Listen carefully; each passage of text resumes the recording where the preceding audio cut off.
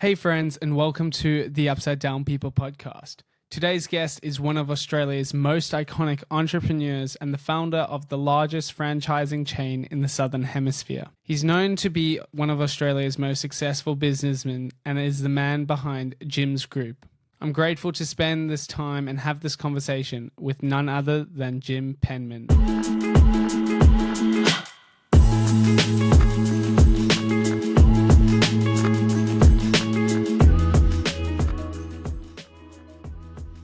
Well, I'm joined here with Jim Penman. Welcome to the Upside Down People podcast. So glad to be having a conversation with you here today. How are you going?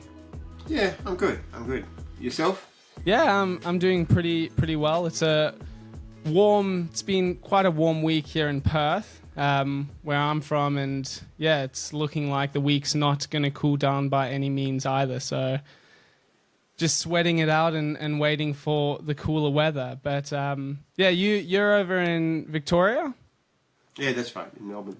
From Melbourne, yeah. We get your weather about 3 days afterwards. After you finish with it, you send it to us. But yeah, nice. Go So you've got some weather to look forward to then. Yep. Well, I'm keen to have a conversation with you around, you're obviously one of Australia's most iconic entrepreneurs and founder of the largest franchising chain in the Southern Hemisphere, I believe, Jim's Mowing. So I want to have a bit of a conversation around that, but obviously around how your faith has impacted that as well. And I believe that's a part of your story. So maybe a good place to start would be telling us, a bit about yourself, how you ended up in the mowing business, and then, we can see where the conversation goes from there.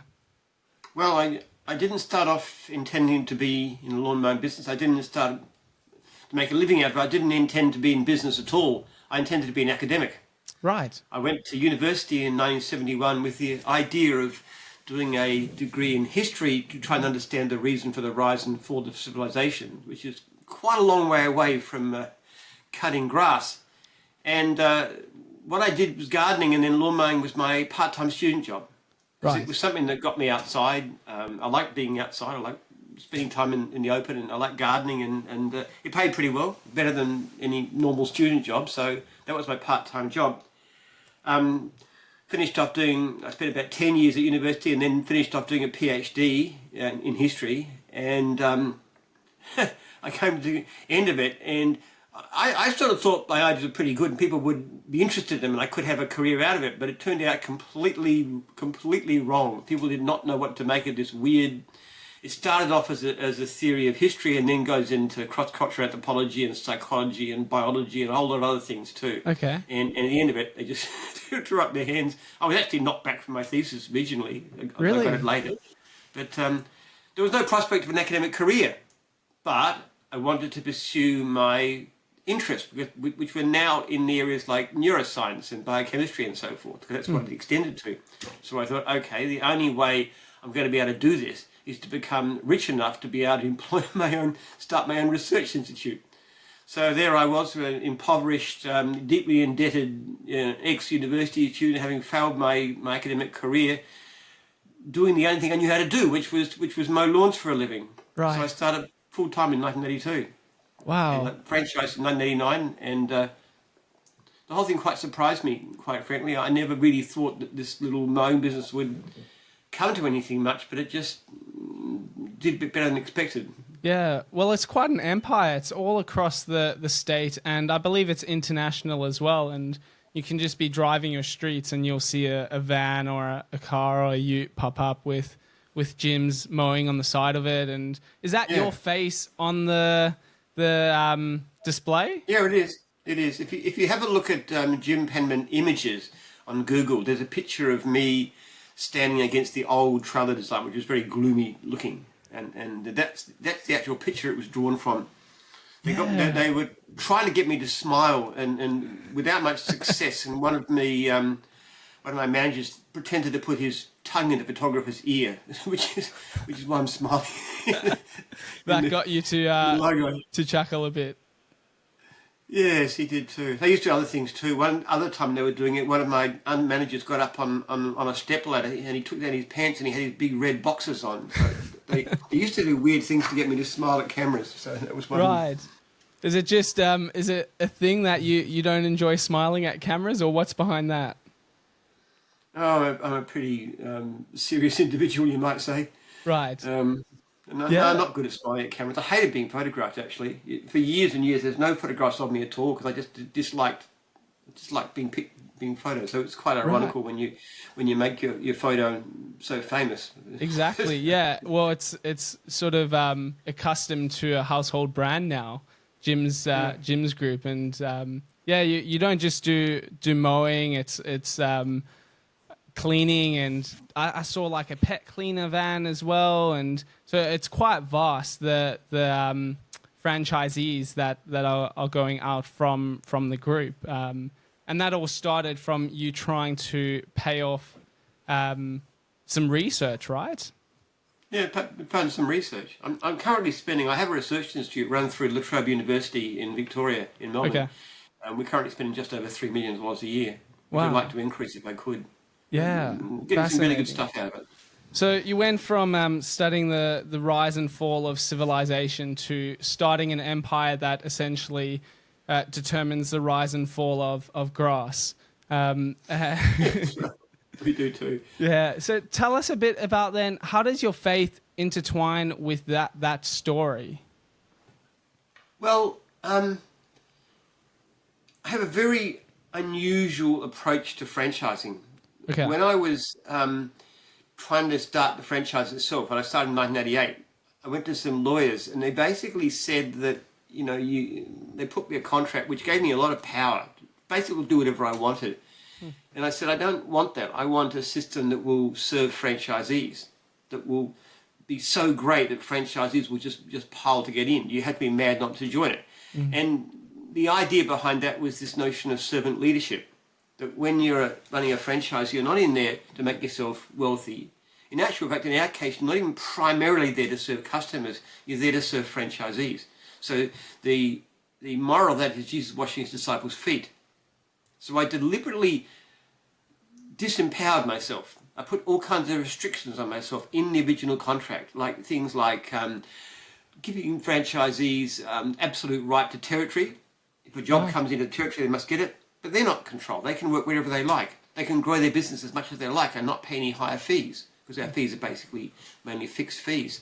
We guarantee they can never be asked to, we can never take their regular clients off them without their consent. There's a whole stack of things. There's automatic right of renewal, as long as they're compliant. There's a whole stack of things which we put in there. The lawyer said this is lunatic. Nobody does this in franchising. But we actually gave them more power. We said you can change to a different franchisor if you're not happy with or even a different division, and your own franchisor has no say. And you can even vote your franchisor out. You can veto changes to your own manual. There's a clause in the contract that says the Jim's Group control cannot be sold without the written consent of the majority of franchisees. So all these powers we gave franchisees were to reinforce this idea that we serve franchisees, that we are the servants. It's servant leadership. And the real model of that is Jesus washing his disciples' feet. Yeah, which was a very, very radical thing to do in first century Palestine, because that was normally a job that was for the lowest of the low, the slaves. It was a very grubby, dirty job. And it was sometimes you'd get a very revered rabbi, his disciples wash his feet as a sign of their respect. But Jesus washed his disciples' feet. And you can see from Peter's response how shocked he was by this. It was so radical. So in a sense, I'm not trying to compare myself with Jesus, but the idea is the same. Right. I give my personal direct phone number and email address to every single franchisee training, and I tell them again and again, contact me anytime about anything. After hours, holidays, I don't mind when. Wow. If I'm in church, then you're not going to get me, but I'll ring you when I get out. That's the way we do things. Yeah, that's crazy. That attitude is very, very unusual in business, put it that way. Yeah, it's super unusual in business, because obviously as a franchisee, you're trying to essentially build your empire and protect yourself, right? So you're trying to set things up around yourself, not so much around the person running the franchisee. How does that impact, like when you say you gave them like a lot of control and authority within their demographic areas? If there's like, because Jim's Mowing is huge, so there's a number of different franchises. How does it work when each of those franchises are competing against one another? Or, do those things resolve pretty easily? Well, they don't see it that way.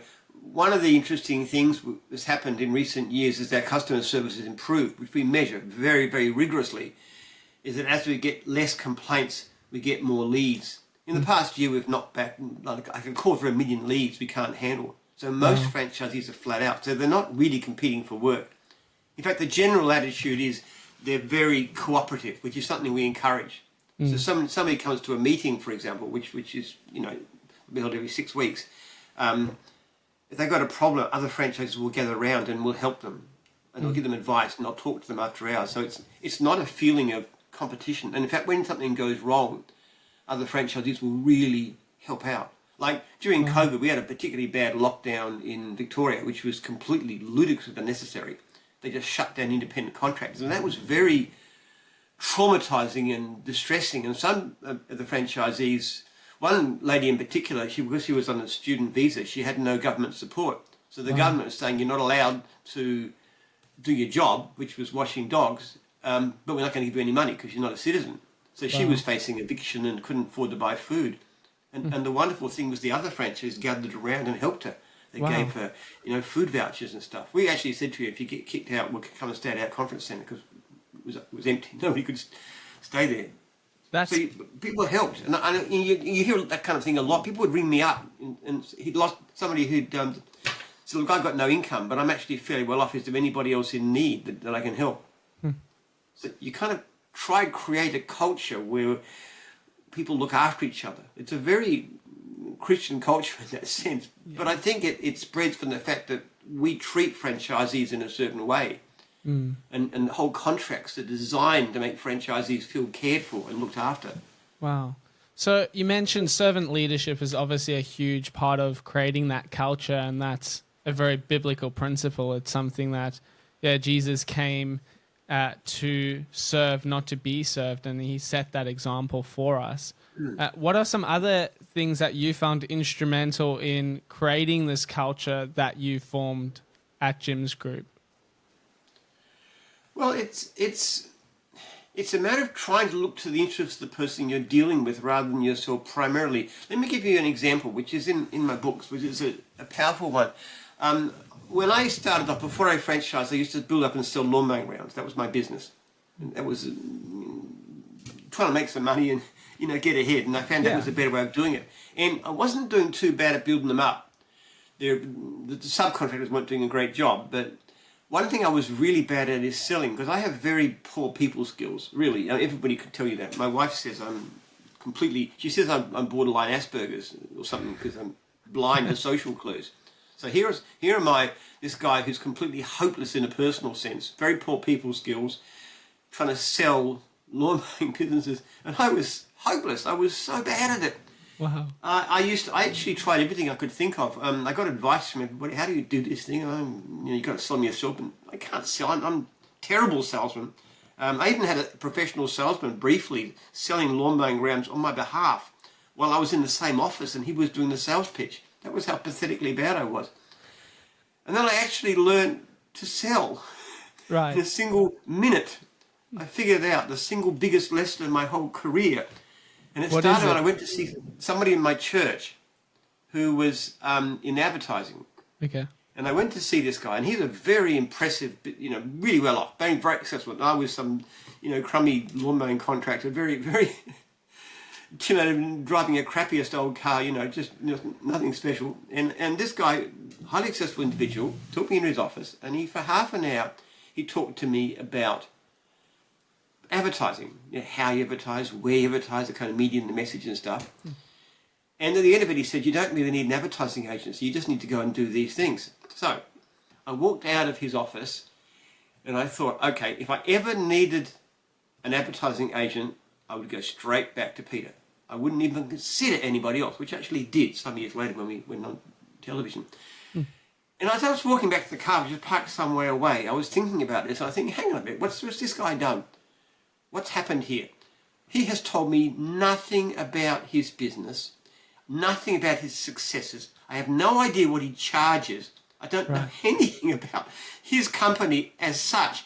And yet, I know that if I ever need an advertising agency, I go straight back to Peter and I ask him. And as I reached my car, which was parked a few streets away, I remember reaching out to take the door handle. And I never used to lock it. It was a really, really bad car. It had the back seats ripped out. They put my rubbish in. It was a terrible car. Nobody'd steal it. They might take it away to take to the tip, but they wouldn't steal it. It was a mower man's car. Mower man's car in extremes. People back into me and I said, oh, don't worry about it. You see what a mess it is. So I reached out to the handle of the car and I thought, okay, I wonder if this approach could possibly work to selling lawn mowing rounds. So the next time somebody rang me about a lawn mowing round, instead of talking about my business, I asked him a question. I said to him, tell me, do you know what the cut of a lawn mowing round means? Now, the cut is each job done once. If you have 50 clients worth $80 each on average, you've got a $4,000 cut. And anybody in the industry knows what that means and knows how you calculate the income. You know, and mowing every 2 or 3 weeks after extras, all the rest of it. Right. But you didn't know. People didn't know. I knew that from experience. So I started to explain. And then I started to talk about the mowing business and how it worked and what you could charge and how to find clients and stuff. And as he came to see me, I did more of the same thing. I just told him about the business and how it worked and how to be successful and you know, whether you should even buy a business, whether you could build it yourself, and if so, how and why, and what, like say if you were part-time. And then the end of it, I just gave him a bit of paper and I said, this is a lawn mowing business in your area. Let me know if you're interested. Awesome. Now, I had 3 people actually ring me in fairly quick succession who'd been to see me. And they asked me the same question, Jim, I want your advice. And I said, okay, fine. They said, I want you to tell me whether you think, I've been offered a business in my area, and I want you to think which is the better business, that one or yours. Now, I'd obviously impressed them with my credibility because they're asking my advice as to whether my business is the best one. Right. So I thought, well, it's got to be real. I can't lie about it or anything. So I said to them, okay, they just asked the questions. I said, okay, how many customers? What's the cut? How far apart are they? How long has he been doing it for? What's he going to be doing next? What's he going into? You know, just obvious questions that you'd know to work out things like attrition rates and so forth and value of jobs and so forth. So in the end of it, I said to this guy, the first guy who rang me, I said, that's a better business, go and buy that one. And a second guy asked me the same question, and I said the same advice. So I said, go and buy that business. And the third one asked me, and I said to him, well, it's a better business, but he's charging too much. You've got to put the price down to $1,000. I'll go and offer him that. So I gave away 3 sales because it was just, you know, just integrity, basically. I had to give them advice. And then something really completely floored me. They all bought from me, every single one of them. And then as soon as I adopted this policy of not even worrying about whether I was going to make the sale or not, just trying to help somebody else, I started to be fantastic salesman. Wow. So that was... but why do they do that? Why do they give those sales away? I mean, what reasoning? It wasn't because I thought I'd make more sales. It was because I thought it was the right thing to do. And that's just... And why do you think they came to you? Well, because I'd shown my credibility. I showed I was more interested in their welfare than mine. Yeah, okay. That's just like Peter. That's like the guy from my church. That was weird. We have this thing in gyms. We actually call that selling by not selling. You don't sell a franchise, you grant a franchise. And one of the biggest offence any franchisor can do in gyms is to sell a franchise to somebody that they've got any reasonable prospect will fail.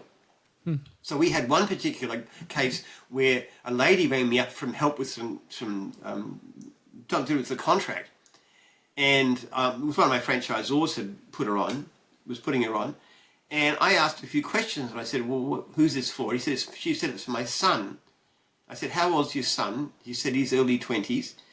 And he said, why are you doing this? He said, he can't find a job. And I said, we're not going to sell your son a franchise. We're not going to sell you a franchise. No way. And because you know that's going to fail. Right. And she was very upset. She said to me, you know, I wish I hadn't rung you. You've messed everything up. And I said, tell you what, let's see if we can give your son a job. I know some franchisees in that area who are overloaded with work, which is very common with us.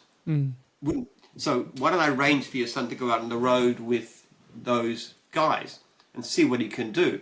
Now, he went out on the road with them and he was completely hopeless, absolutely incapable of running, even working as an employee, much less running his own business. And if that poor lady had gone ahead, she would have blown her money and had a really bad experience, as well as demoralizing her son more than he needed to be. And I was really furious. I just couldn't believe this franchisor had done this. And so when his contract came up for renewal the following year, I said, we're not renewing you. You can sell it, which is how our system works. You can sell it. He made a very good price, made good money out of it, but I was absolutely shocked. It wasn't the only thing, I must say, but it was other things. Right. But that's just an example. Yeah. You see, the point of it is, taking that sale would have got this guy some money, but it was wrong ethically. Right. And I don't even think in the long term it's good for the business to do that kind of thing, because if you take people that are going to fail, then every person that fails is a negative, telling everybody else, don't get a Jim's franchise. Yeah. Now, we do have people who fail, but we do everything we can to screen them, to train them, to support them so that they won't. And that's the essence. And so even though none of my competitors did this, every single person in the industry, everybody else in the service industry just takes whoever has the money. I actually employed this person briefly who was selling for a competitor. And I said, what was the criteria you were given for whether a franchise is good enough? And his actual words were $50,000 and a pulse. And we don't do that. Yeah. And I never did that because I thought it was wrong. And I actually thought that when I started the franchise, somebody asked me how many franchises you might have one day. And I said, look, if it works well, I'm not sure if it will. If it works well, one day we might have 100. Now, my competitor at that time had 250. Wow. But my assumption was that because I wasn't going to accept anybody who I wasn't confident with, as far as I could be, that they were good. Yeah. I was never going to grow that much. So I deliberately made a decision for reasons of right and wrong that I thought would really restrict my business. Now, it turned out to be an absolutely fantastic business decision, but that's not why I made it. Yeah. Yeah, that's incredible. And so just out of a matter of interest, how many franchises are you sitting at today? Just under 5,500. That's incredible. So from a dream of 100 to 5,500 because of this idea of integrity and wanting to make sure that you're looking after those coming on board is just... Well, it's the relentless focus, Caleb. You've got to always keep it top of mind. My franchisees are like my extended family. I really don't mind them contacting me. It's one of the hardest things to get through. People often contact me and say, I know you're busy, I didn't want to trouble you. I said, you should have rung me 2 weeks ago. Why didn't you? When you first had this problem. But sometimes they'll often bring me because they can't get out of their franchise or at the weekend or something to do something for them because I'm there. But they're important to me.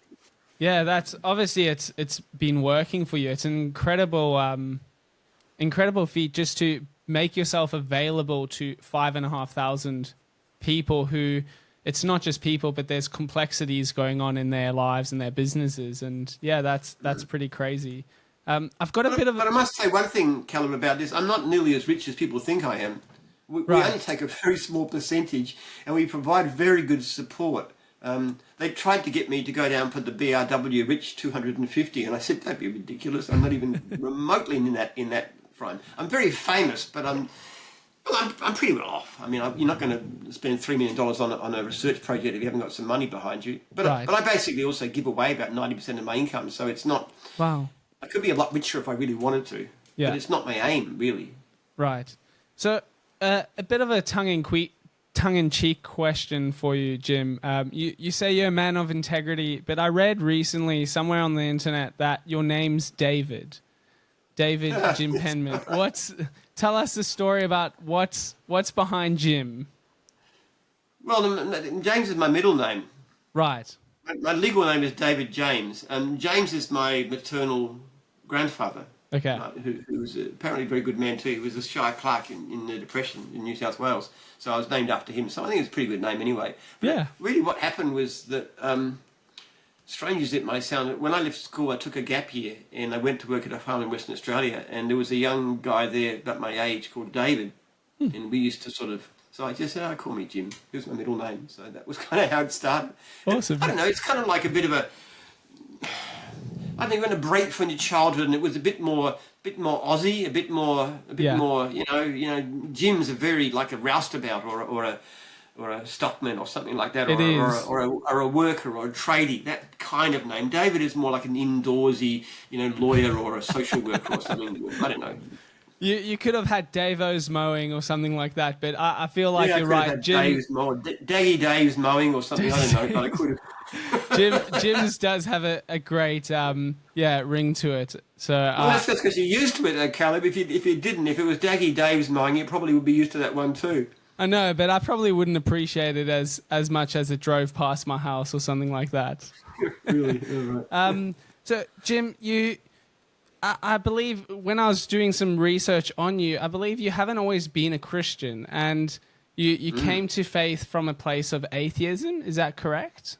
Yeah, I came from the anti-Christianity, you might say. Okay. I remember when I was at school, we had to go out and watch these football matches to report the school, which I thought was a complete waste of time. But because I didn't want to watch football, I used to go around and argue about religion. I would get people to tell me whether they believed in God, and if they did, I'd tell them why they were wrong. So Right. that was me. We got into a bit of trouble too. We had a Christian speaker come to the school, and my best friend and I just started approaching him with certain kinds of questions which didn't go down very well. We were considered to be quite disrespectful. I wasn't swearing or anything. I was just questioning his beliefs. Right. And he was actually suspended, my friend, from school and told to stay away from me as a bad influence. So we weren't. Oh, wow. And I used to put things on notice boards at the school which they'd take down because they were inappropriate. So I was a bit of a... a bit of a rascal, a menace. Yes, that's right. And I remember going to see a Billy Graham crusade, and I'm not proud of this, but I was with a friend, and we were just making fun of people going down to the front. We were just saying, "Hey, what are you doing this for? You know, this is just rubbish." So I was known as being very militant in that sense. But I was sort of interested. I was sort of drawn in a way. The funny thing is, of my relatives, my mother's family, got quite a big family in Sydney, and the ones I got on best with were the Christian ones, even though I wasn't. So there's just something about them that attracted me. And I was 28 years old, and I was wandering through, after being at university for, close to a decade, and I was wandering through the Union in the O week, in the orientation week. Yeah. And there was some kids standing behind the Christian Union stands, and I just got talking to them, and I just liked them. And they invited me to go on this retreat, which is just the beginning of the year. And I said, okay, I'll go on. These are nice people. So in the first morning of the retreat, they had this exercise where you had this quiet time. You just sat quietly by yourself and prayed and meditated and stuff. Well, I can't pray. There's no God, for heaven's sake. So I got this exercise book, and I had a red pen, and I thought, I'll just write down what's going through my mind, just my thoughts, And I had this vivid sense that God was calling me, just in this written with a red pen in an exercise book, calling me. Wow. So I sat down, atheist got up a Christian, which kind of shocked people a lot. Yeah. There was one person who actually knew me quite well, and somebody said to him, "You know, Jim Penman's become a Christian?" And he just stared at them and he said, "Jim Penman, a Christian? Jim Penman, that guy, a Christian?" Could not believe it. And I became very fervent. I'd like Paul on the road to Damascus, that kind of stuff too. So from being anti, I went pro, and I was going on evangelistic coffee shops and kids at the Belgrave High. We had a convention. We used to entertain the kids and stuff, which was great fun, and became very active in the union, became part of the committee and stuff, and just took to it. It was amazing, wonderful experience. It was absolutely transformative. So so joyful. I felt like I'd been in the desert. Wow. And suddenly in the grey, arid wasteland, and suddenly in the promised land, and it's green and it's glowing and there's pools of water and it's just so happy. Remember the first Christmas, I was listening to Christmas carols. So it's hard to speak about these things, but suddenly I knew what they meant. Wow. It was just astonishingly joyful experience. Wow. That's amazing. It's incredible how God can shift and transform a heart from someone who is so against him to someone who's so in love with him. Well, I think I was fighting against him, in a way. I Right. think I was feeling the call and I was fighting against it. There was something that drew me in. That something. I'd always talk to anybody about it. If the Mormon missionaries came to the door or the J-Dubs or anybody, we just talk. There's a curiosity there. Yeah, something drew me, and it's hard though because in a sense, faith is attractive, but you have to have somebody. You have to believe that somebody's there. Yeah. And I know that talk to people about it, and they say, "Well, we'd like to have it." And I said, "You just have to expose yourself. You just have to be in an environment where God can reach through to you, Right. which is usually through other people." Yeah. So tell us about that. Like, what you're saying, you're experiencing like life and joy, and what did you notice within yourself changing and shifting? You mentioned the carols and how they just they took on a new meaning for you. What in your life could you see differently? Well, it gave me a sense of moral purpose, you might say. It just made decisions easy. That because there's a clear answer. Okay, give me an example. When I just started the mowing business, I was very poor. I was deeply in debt. I had virtually nothing. I had very crappy old equipment. And I just started just before Christmas, 1982, and the worst drought in Melbourne history started about a week later. All the lawns died. You couldn't water them.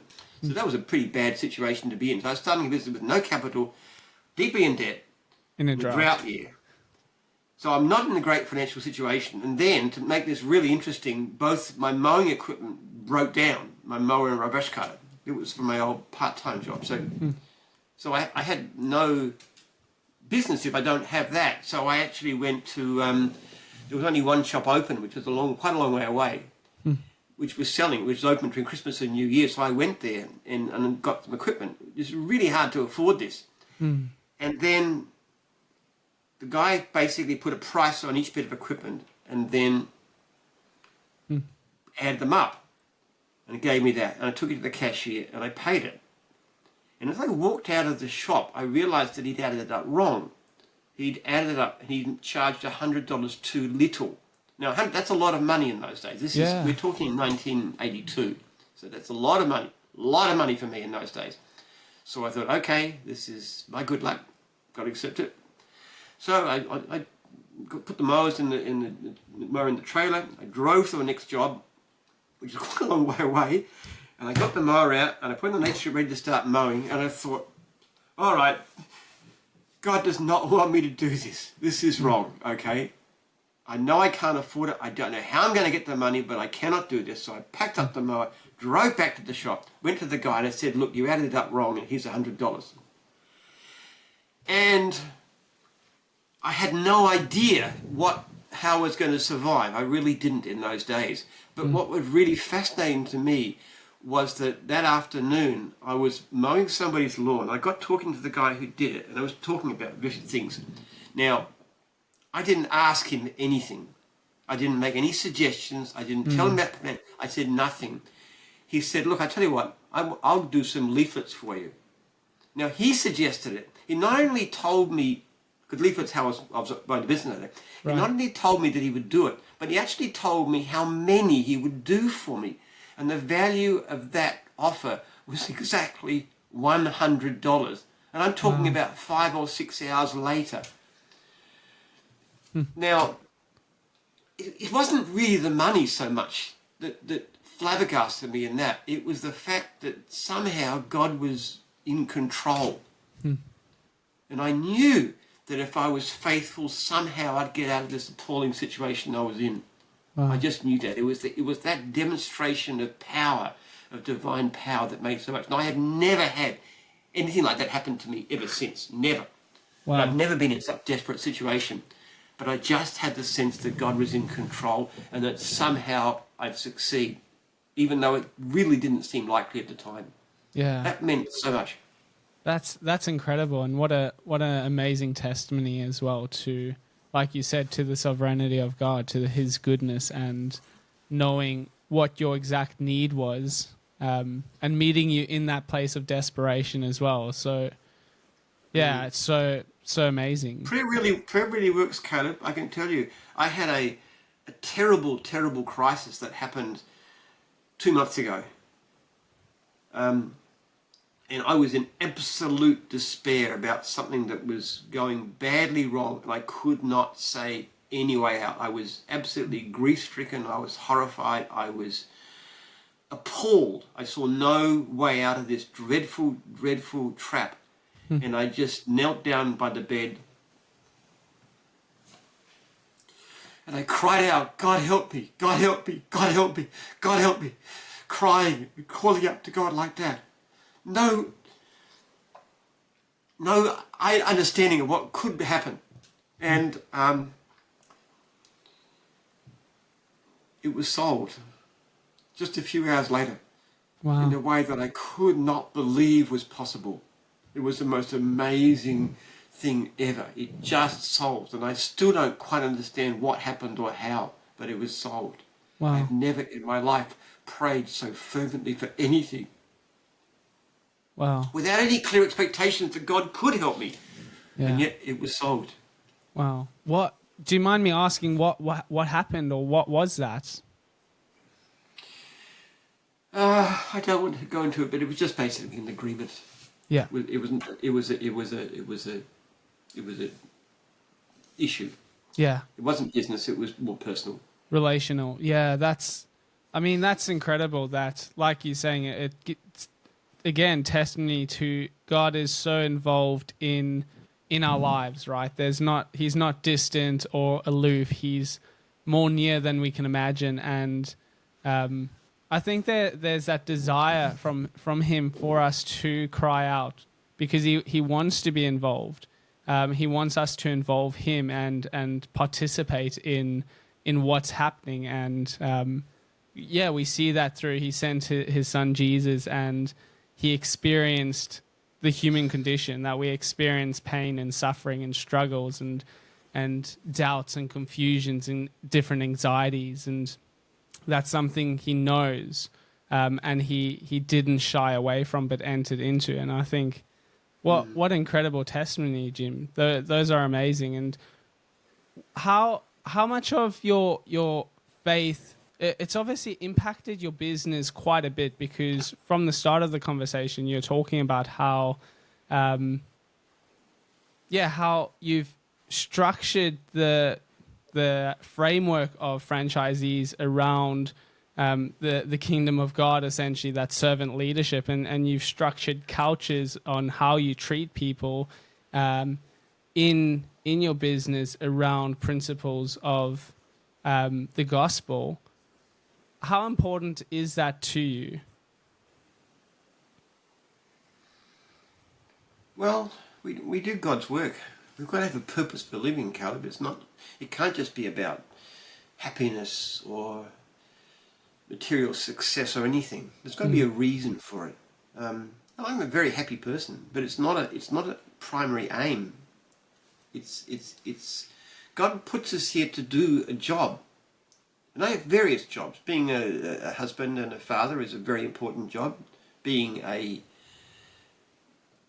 Looking after my franchisees is a very important job to me. People often they come to me. We have a session called Ask Jim, which we do every third Tuesday night.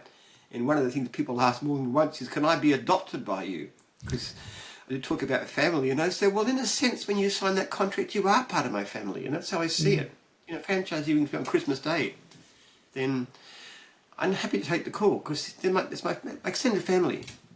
But then there's my research project, which has immense implications for the future of humanity, and also, you know, why we're suffering this terrible decline of faith in our society. I think there's epigenetic reasons, biological reasons to do with people becoming too wealthy and selfish and individualistic and so forth, and why the birth rate's dropping so much, this kind of thing.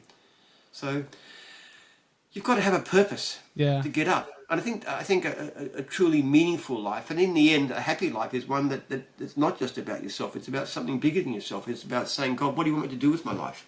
Yeah, brilliant. And then doing your best to do that, even though we're feeble, and I fail all the time. I always feel I should do better.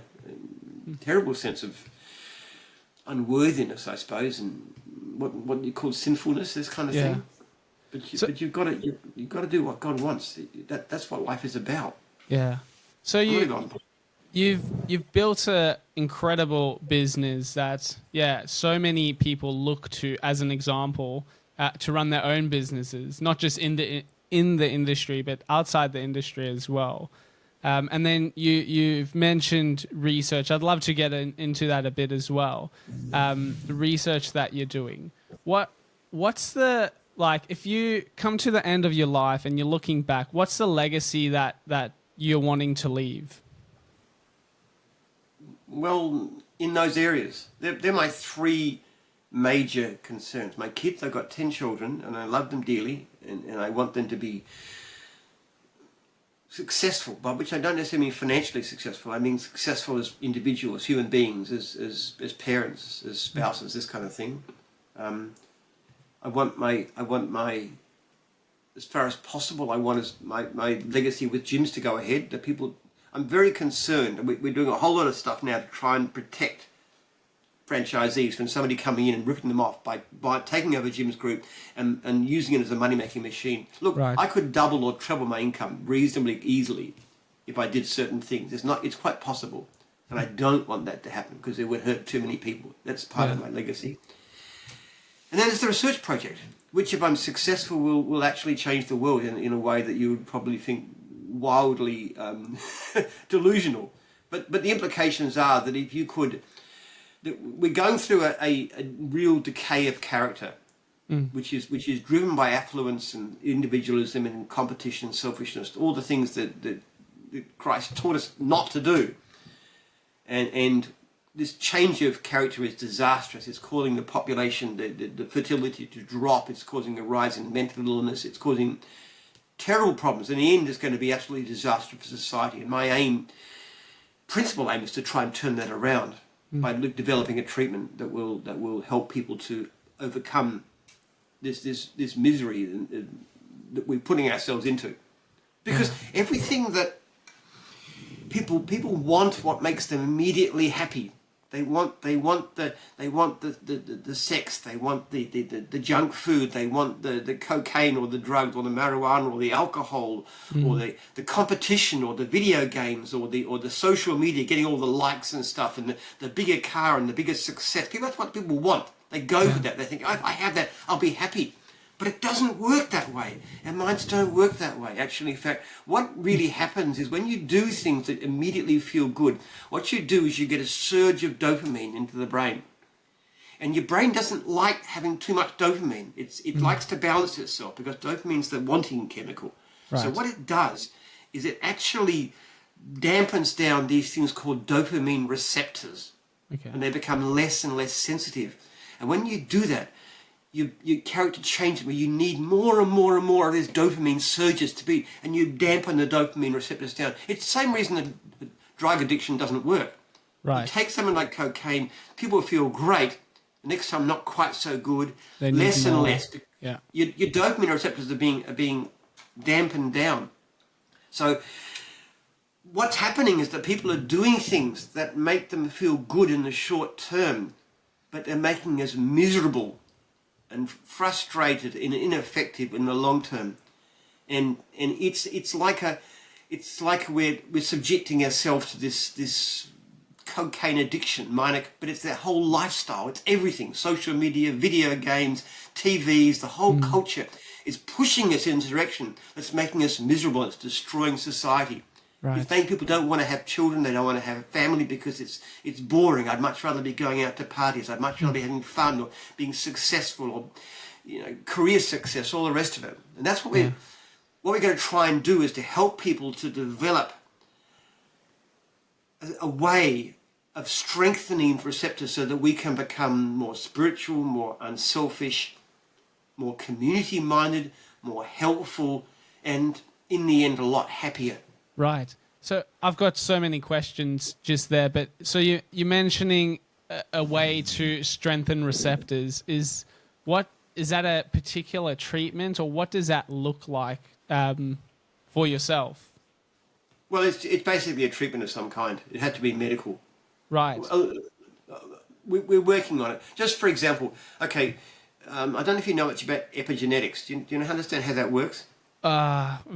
Give me a crash course. Consider a crash course, okay. Think about a genome as being a whole lot of little taps.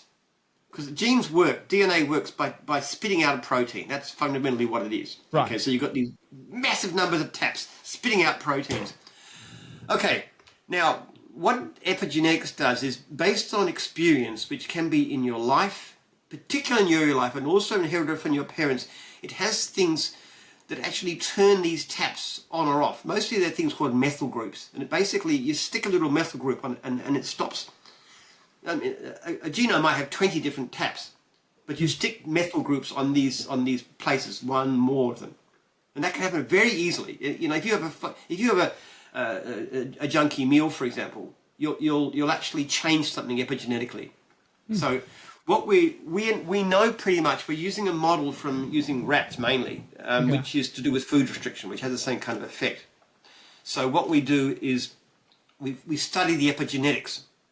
We look at the effect of food restriction. That's fundamentally, because you look at the whole epigenome. The modern technology is amazing. You can spot it down. Right. Then what you do, for example, one of the things we're doing now is you get human brain cells and you put them into these little cups. And they put these drugs in automatically, and they test the epigenetics of what happens. So what you're doing is you're testing thousands of little drugs. Now we have an idea of which ones we're looking for, the ones that seem to be affecting the right metabolic pathways and so forth. And then we look for the epigenetic change we're interested in. Now if we can find substances, and there are hundreds of thousands of these you can try, if you find a substance that has the right epigenetic effect, then you test it in rats or mice or something like that to see if it has the right behavioural effects, because we know what it should do behaviourally. Right. And are there any side effects that are concerned? And then you go to human trials and so forth. That's basically a process. Right. That's one way of doing it. Yeah, fascinating. So taking that way of doing it, if someone, like, let's just use, because it's applicable to my generation, social media, screens, that side of things, because that's very much the way it's designed is to get you hooked and addicted and keep you scrolling, essentially, like the Instagram feed. So if someone has this dampering of their dopamine receptors, or the need to have more and more to try and get that dopamine hit, and you're talking about a treatment that essentially enhances that, what's to say that people won't get more addicted or more involved in bad habits or drugs or sex or whatever these negative habit forming things are?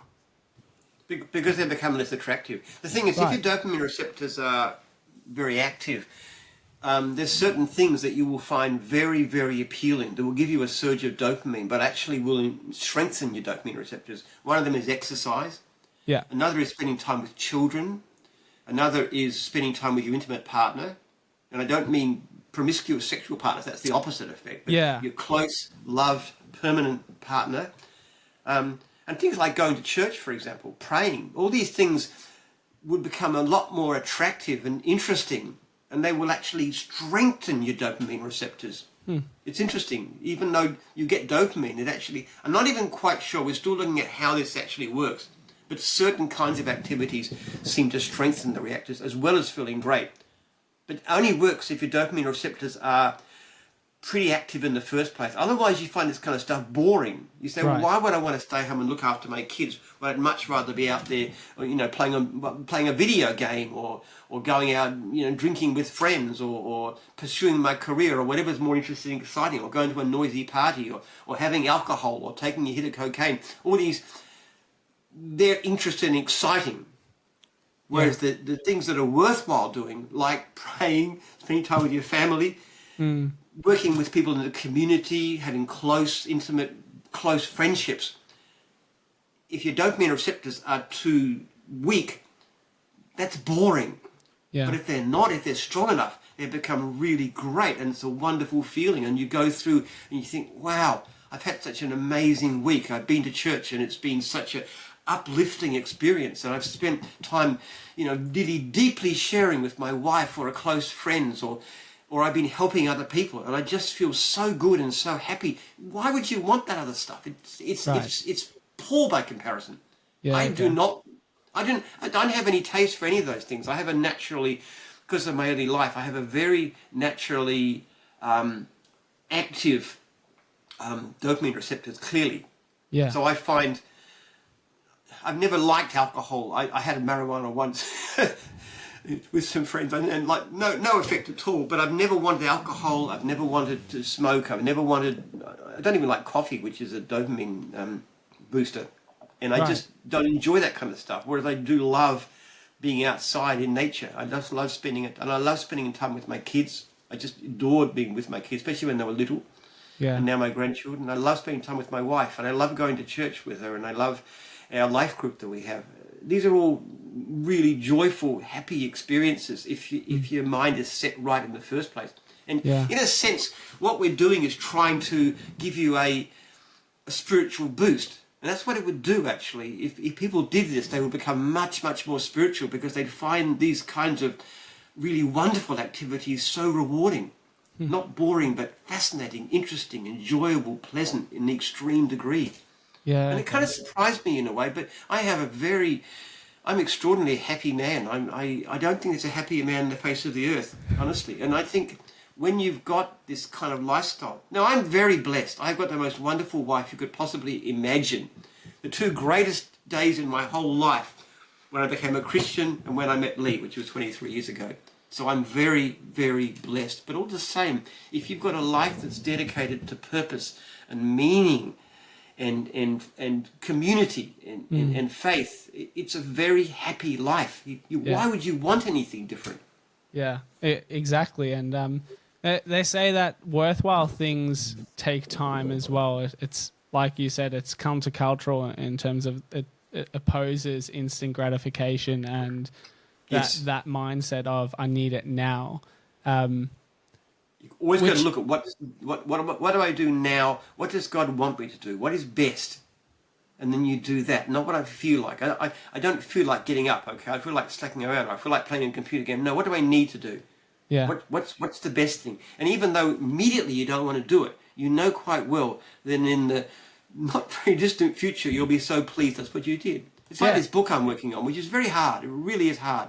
I've been writing it for long time, and it's really difficult to get to, and I don't want to get to it. The only way I've actually got down to it in the end is my life group. I made them hold me accountable. Great. So that I have to do some work every day, and they ask me.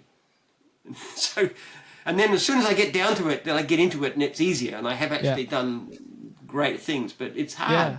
Well, right there, you sort of hit the nail on the head as well in terms of just that community aspect, why it's so important.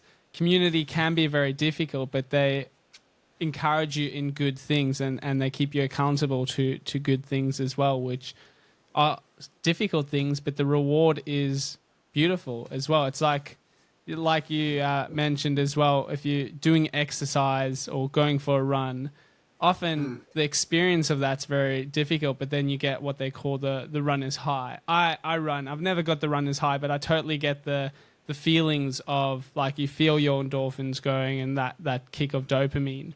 But it didn't come from sitting on a couch and looking at my phone. I don't get the runner's high either, Caleb, but I do know that if I have my exercise, I do every day weightlifting and a half an hour on the treadmill, or I play squash. Great. One of the two. And I know that if I've done it, I'm going to feel better. Yeah. It just isn't, when they say what I want to do right now, yes, I know I'd rather sit down and do something stupid and irresponsible, which I do too much of anyway. I mean, goodness, I'm not. So I envy people who've got a natural work ethic. We just work for the sake of it. I just can't be like that. I'm a lazy slobbard heart. I have to push myself. Get going, Jim, you stupid so-and-so. Kick up the backside. This is not, what are you doing, wasting your life? You're a pathetic weakling. that's brilliant. You know.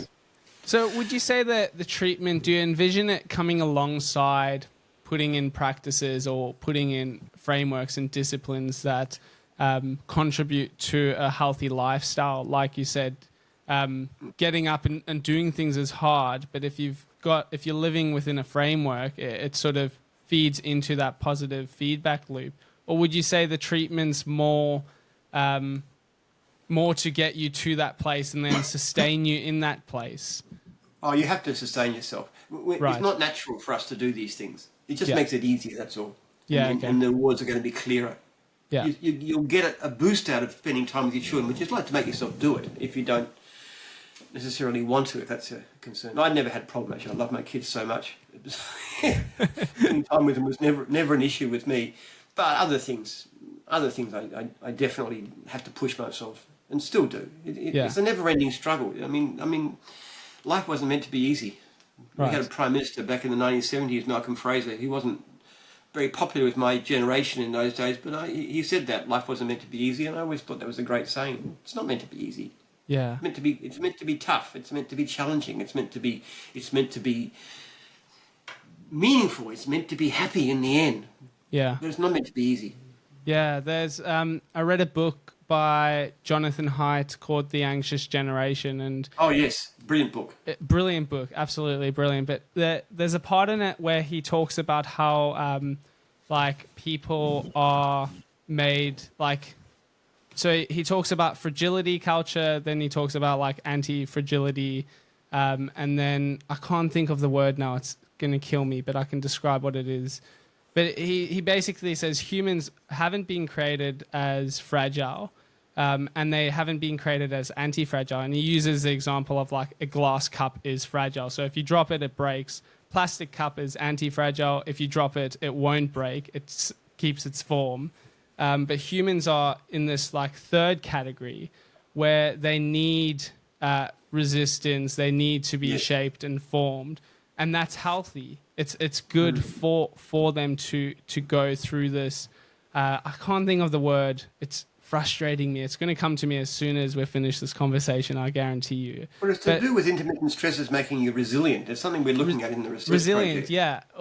And basically he describes that, as humans, we need to actually go through and push into things that are difficult because it does something good to us. And if we can come through it. We're bringing our children up in shocking ways. They're really so bad. We've got this excessive safetyism and also this pressure to achieve at ever younger ages, especially for professional people, and total helicopter parenting control every minute of the kid's life. That does not create a great character. It makes people weak. Children actually need to go out there and play, and they need to be a free play and get bruised a bit and get into problems and work things out. The Israelis are much better at this than we are. And they've got a much better birth rate too. They're well above the only wealthy country which has got above well above replacement level fertility. Yeah, wow. But so you need to get away from cosseting your children and protecting them from all harm and saying, hey, get out there and do stuff. We do that with the kids all the time. Yeah. My son, my 15-year-old, he was, when he was younger, he was very scared of doing things, and he wanted to go and see his sisters. So I said, you're going to go public transport? I said, oh, no, Dad, I can't do that. And I said, okay. So I drove him down to the station, and I stood there while he worked the machine, and then he went off and did it. And now he's done it. So we actually push them out. You've got to let them run free and not. They've got to have a sense of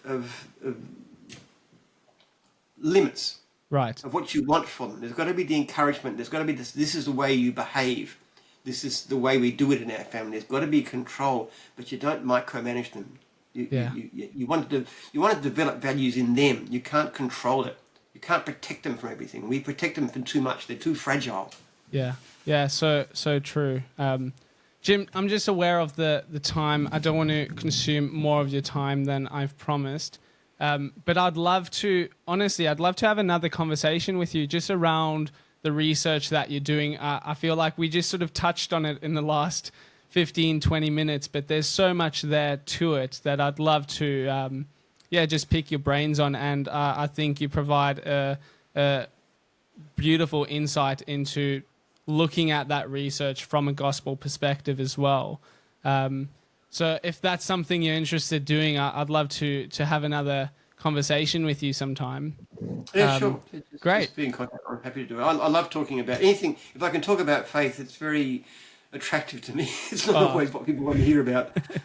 No, it's not always what people want to hear about, but that's essentially what I want to hear about, and what people listening and watching this are essentially trying to grapple with, like their faith, how it integrates into their everyday life as well. And we've covered quite a lot of bases here today. There's a lot of good science behind Christianity. If you look at it, if you understand why the gospel asks us to do certain things, live in a certain way. If you go into understanding human psychology and the way we're evolved, you understand why this is really good advice. It's like the way I regard it as this. If you had a problem with your washing machine, you wouldn't go out to the car and get the manual for your Toyota and bring it in and say, okay, now how to fix my washing machine, would you? Brilliant. What you would do is you've got an LG washing machine, you go and get the LG manual to fix. Now, I wouldn't do that because I'm hopeless with machines, but just as an analogy, the point of it is when you want to fix something, you go to whoever made it,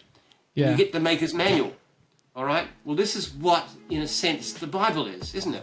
It's the maker's manual. It's the guide on how to live, to make the human psyche, to make us work properly. Brilliant. And that's how I view Christianity in the way. Though I have to say it works pretty well for other faiths too. It's not exclusive to us. Judaism works for fine, just different requirements. Yeah. But still, maker's manual.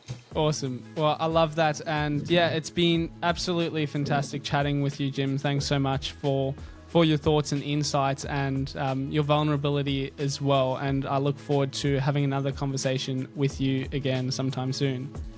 Okay, thanks, Caleb.